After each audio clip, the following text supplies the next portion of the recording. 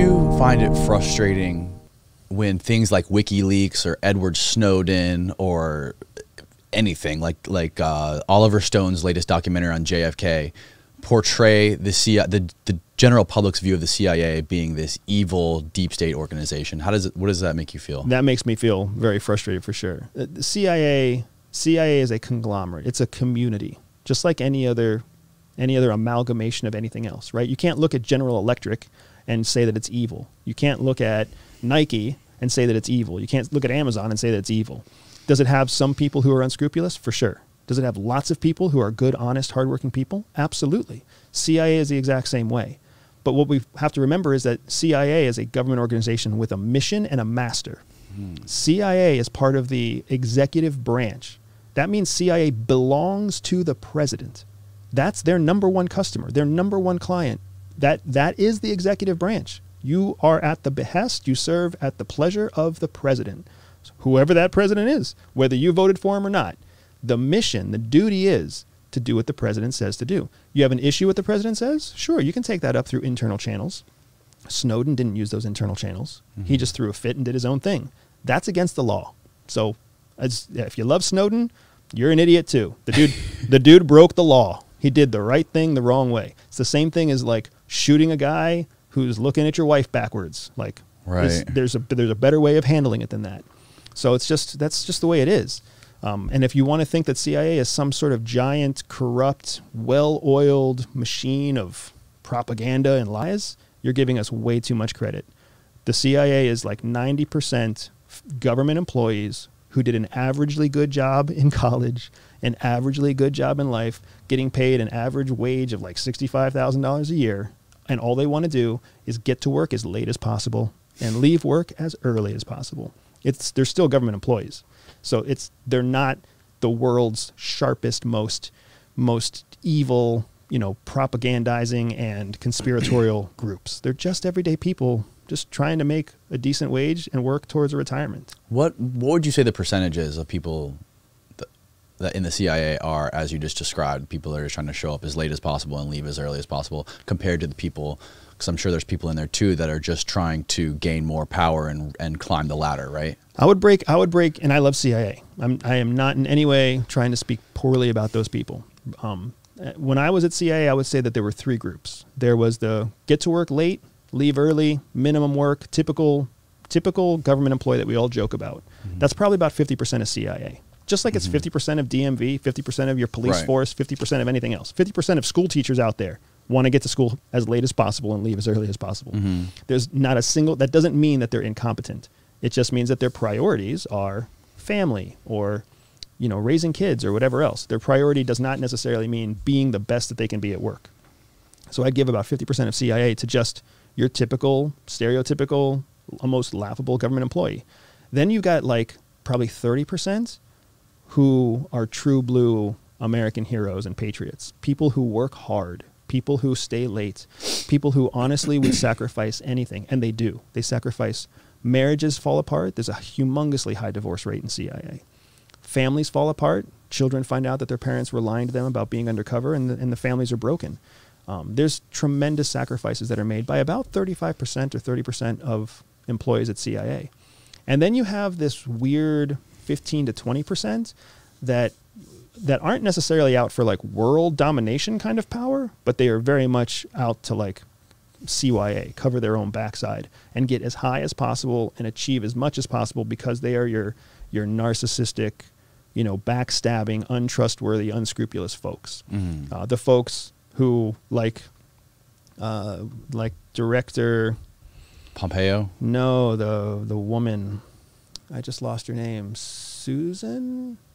Sharon? Who's the female director at CIA? Can you find it? Female director of the CIA? Give me help. I think she was right before William Burns.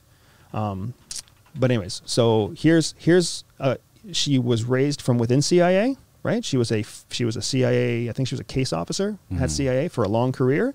She was one of the people who, when she got the order to burn records that might incriminate people for torture at Guantanamo Bay, she burned records. And then when she was called on and said, "Did you burn records?" She was like, "Yep, that was me. So the boss told me to do it," right? There are people for sure. Thank you, Gina Haspel. Gina has very openly stated that she burned and destroyed incriminating evidence from torture that was carried out in Guantanamo Bay. Anybody in their right mind, if they knew they were doing something illegal, even if it was at the behest of the president, and they were told to then cover up the evidence, they would think twice. She didn't think twice. She was that kind of person who was like, well, I could either invest in my career and just be part of like the in-group that covers this thing up, and then I know they're going to take care of me. They took care of her all the way to being director of CIA, right? So there are always going to be that group of people too, the people who mix ethics with ambition. And that's just the way it is. That's right. How you end up having waterboarding and torture and, you know, all sorts of other corruptions that happen at all levels of government. Yeah, it's just sort of human nature. It's human nature. It's a overactive sense of survivalism, right? It's not enough to just survive, you know, without inflicting damage. It's about surviving and leaving a trail of dead bodies behind you.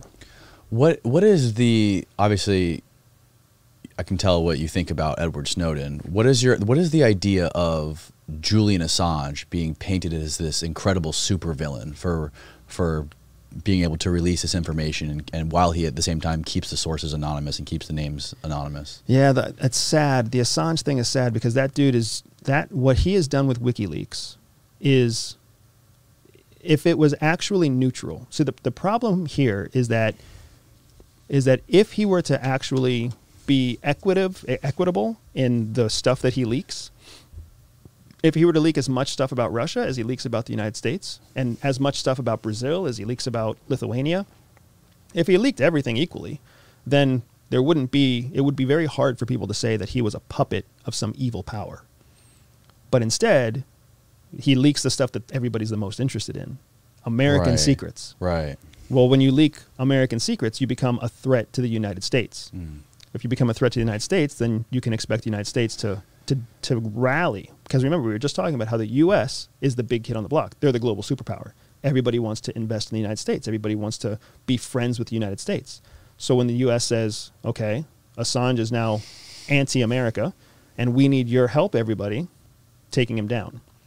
It's really hard for someone to be like, oh, well, I disagree with you there, but I want to keep investing in you. Because America starts to say, well, if you're not going to help us with this, we're not going to help you with anything you need help with. So that's how you end up, that's how we get into the WikiLeaks situation, where he became inordinately focused on leaking information from one target. And that makes it so that our adversaries could start funding WikiLeaks, supporting WikiLeaks, running cases and leaking information to WikiLeaks from their espionage cases. And that's not at the heart of what he was trying to do. To keep his business alive, to deliver the maximum beneficial product to the people who loved WikiLeaks, he let himself get led astray by the larger game of espionage. Right, but to be held up in how long has he been held up in that embassy? For 10 years. They want to extradite him, and he's stuck, man. And then you see the reports, the report on Yahoo News. It was that the CIA plotted to kidnap or kill him. So again, this is. Let's check the news source. Yeah, that one. Yeah, let's check the news source. Kidnapping or assassination, London shootout. Yeah. And so the CIA secret war plans against WikiLeaks. Yeah. So it's just and there's like they changed the narrative. Like Pompeo, when he talked about WikiLeaks, he completely changed the definition of who they were, and through his words tried to change the public narrative about what they were doing, and no longer classified him as a journalist. So look, there's a lot going on here, right? So first, Yahoo News, that's not, I wouldn't call that a reputable news source. That's an information aggregation source, right?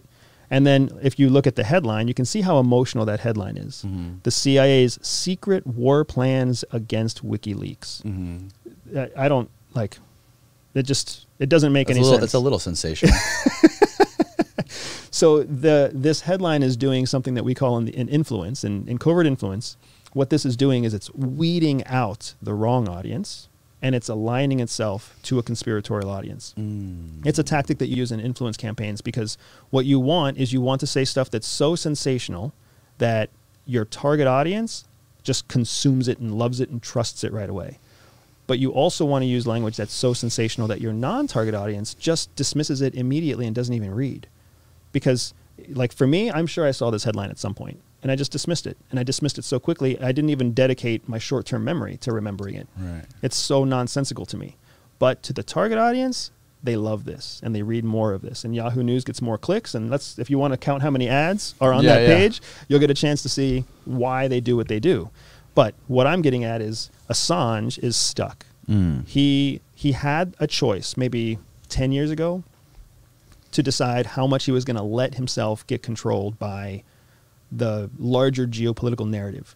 Russia versus China versus US versus Europe, right? He had a chance to decide, am I going to let myself be swayed by dollars and cents when other people, when Russia specifically starts giving me information from their spies inside the United States and then letting me leak it at specific times that are to the detriment of the United States.